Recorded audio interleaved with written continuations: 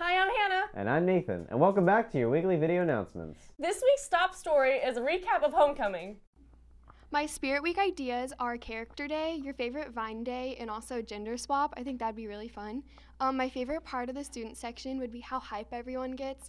And I don't have a favorite song to dance to, but I really like lit music. It's so fun. Trevor. Young Money. My ideas for Spirit Week is to do a jersey theme, just because I got way too many jerseys in my closet. The best thing about the student section is just seeing like everybody from the same school cheer on same sports, however many sports you go to or which sport you go to. And then favorite song to dance to, probably anything Lil Skies or Travis Scott. My favorite Spirit Week is Pajama Day.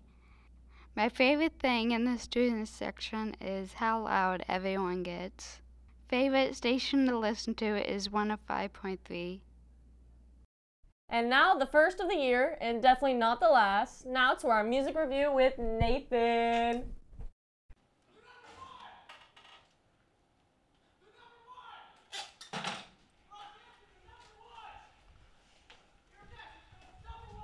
What are you talking about?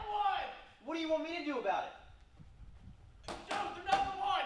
You Okay. gotta review it. Review it? Review it. Hold on to that idea. They're number one.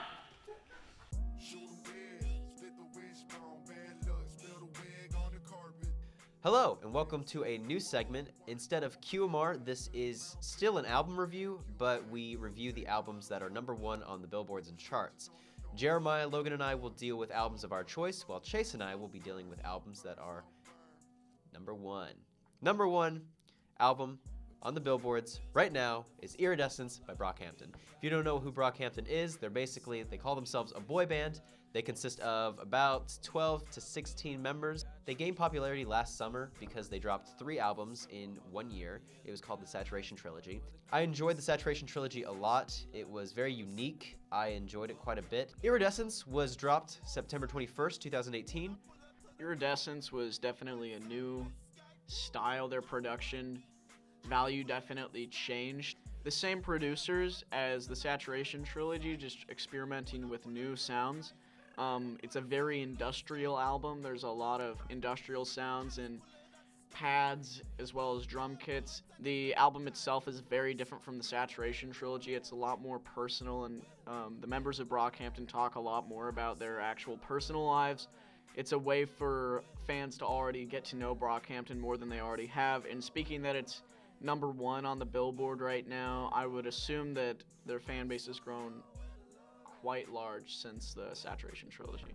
As a fan of Brockhampton since their first release of the Saturation Trilogy, I have to say Iridescence is a very big disappointment for me.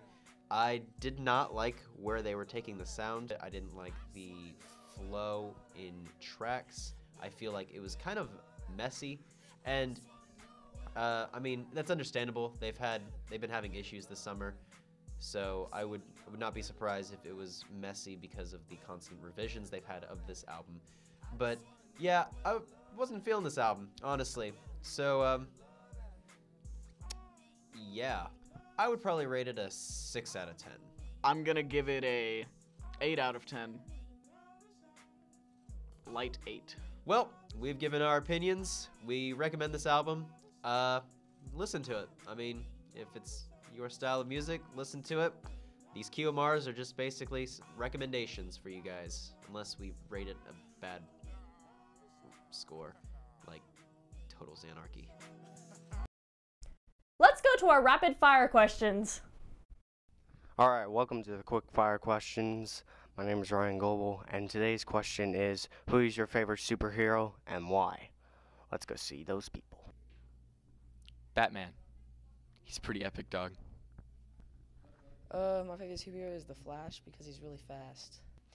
My favorite superhero is Spider-Man because he's just a classic. My favorite superhero is Peter Quill because he's funny. My favorite superhero is Captain America because he's really a team player, and I feel like he's kind of... My favorite hero is the Punisher because he just beats the crap out of a lot of people and it's pretty funny. My favorite superhero is the Flash, obviously, because he's fast. Next, onto your weekly sports with Caleb Rose. Hi, I'm Caleb Rose, and welcome back to your weekly sports report. Football moved to 3-2 with a fourth quarter thriller, winning 13-10 over Andover. Freshmen and JV play tonight at Goddard. Volleyball has a game tomorrow at Arc City. League tennis was last Monday, and the Hornets took a strong third place. Great job. Soccer has rolled through their mid-season spot. They play Andover Central tomorrow at home and at Arc City Thursday. I'd like to give a shout out to Mr. Barnes and all of the homies down in the gym. That's all for sports. Now back to you guys in the studio. And last, let's see how your peers can celebrate with our touchdown dance segment. Roll the clip.